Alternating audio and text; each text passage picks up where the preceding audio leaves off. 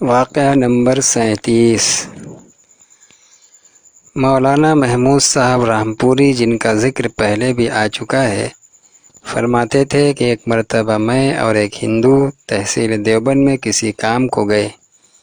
میں حضرت شیخ الہند رحمۃ اللہ علیہ کے یہاں مہمان ہوا اور وہ ہندو بھی اپنے بھائیوں کے گھر کھانا کھا کر میرے پاس آ گیا کہ میں بھی یہاں ہی رہوں گا۔ اس کو بھی ایک چارپائی دے دی گئی۔ جب سب سو گئے تو رات کو میں نے دیکھا کہ حضرت شیخ الہند زنانہ میں تشریف لائے۔ میں لیٹا رہا اور یہ سمجھتا تھا کہ اگر کوئی مشقت کا کام کریں گے تو میں امداد کر دوں گا، ورنہ خواہ مخواہ اپنے جاگنے کا اظہار کر کے کیوں پریشان کروں۔ میں نے دیکھا حضرت شیخ الہند اس ہندو کی طرف بڑھے اور اس کی چارپائی پر بیٹھ کر اس کے پاؤں دبانے شروع کیے۔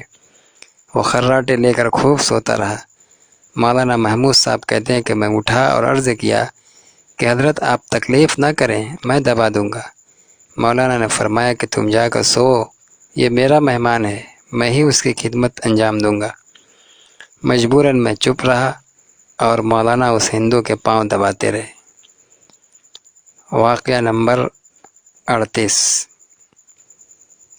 مولانا احمد حسن صاحب پنجابی مدرس کانپور نے ابطال امکان کذب میں ایک مبسوط اور مفصل رسالہ تحریر کر کے شائع کیا، جس میں حضرت مولانا محمد اسماعیل شہید رحمۃ اللہ علیہ اور ان کے ہم عقیدہ حضرات کو فرقہ ضالہ مزداریہ میں، جو معتزلہ کا ایک گروہ ہے، داخل کر دیا، اور اس پر تقریر لکھنے والوں نے تو اکابر دین کی نسبت زبان درازی کی انتہا کر دی۔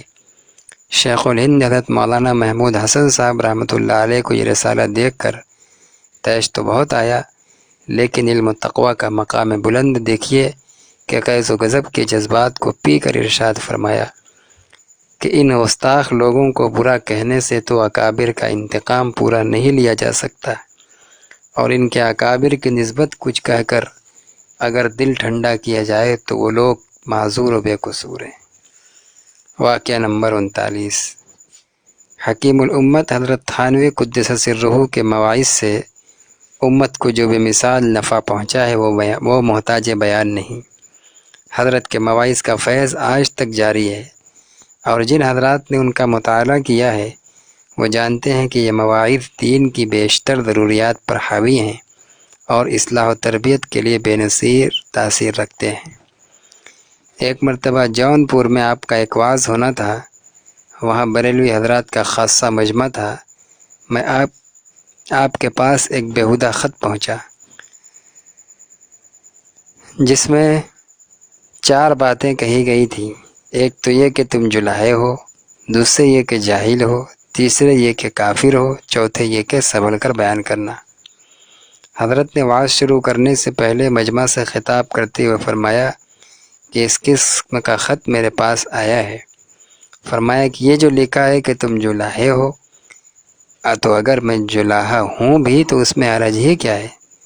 میں یہاں کوئی رشتہ ناتا کرنے تو آیا نہیں، احکام الہی سنانے کے لیے حاضر ہوا ہوں، سو اس میں قومیت سے کیا علاقہ؟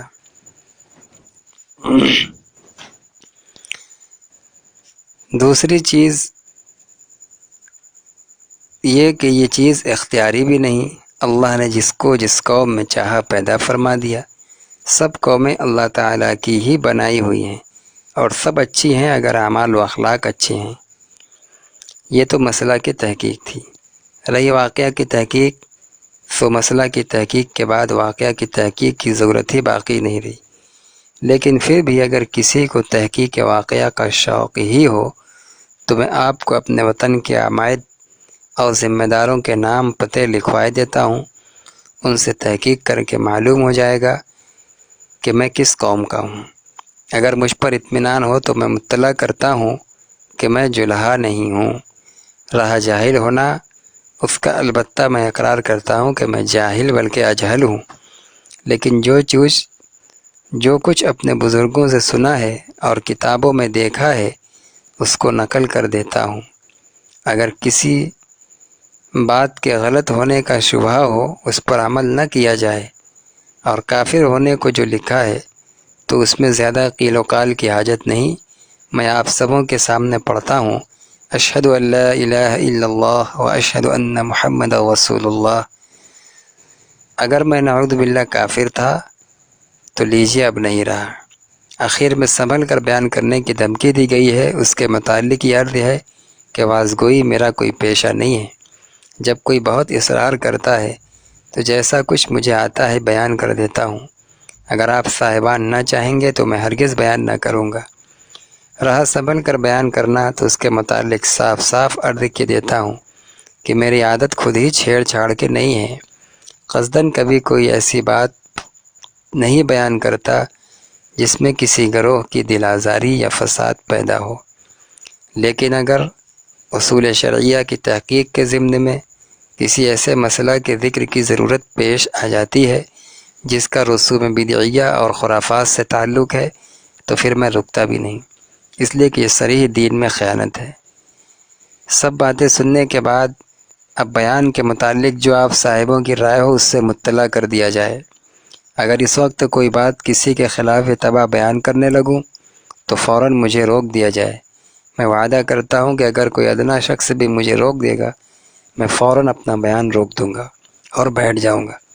بہتر تو یہ ہے کہ وہی صاحب روک دیں جنہوں نے یہ خط بھیجا ہے، یا اگر خود کہتے ہوئے انہیں شرم آتی ہے، یہ ہمت نہ ہو تو چپکے سے کسی اور ہی کو سکھلا پڑھا دیں، ان کی طرف سے مجھے روک دیں۔ یہ سن کر ایک معمولی مولوی صاحب جو بدعتی خیال کے تھے اور جن کا وہاں بہت اثر تھا، کڑک کر بولے، یہ خط لکھنے والا کوئی حرام زادہ ہے، آپ واز کہیے، آپ کیسے فاروقی ہیں؟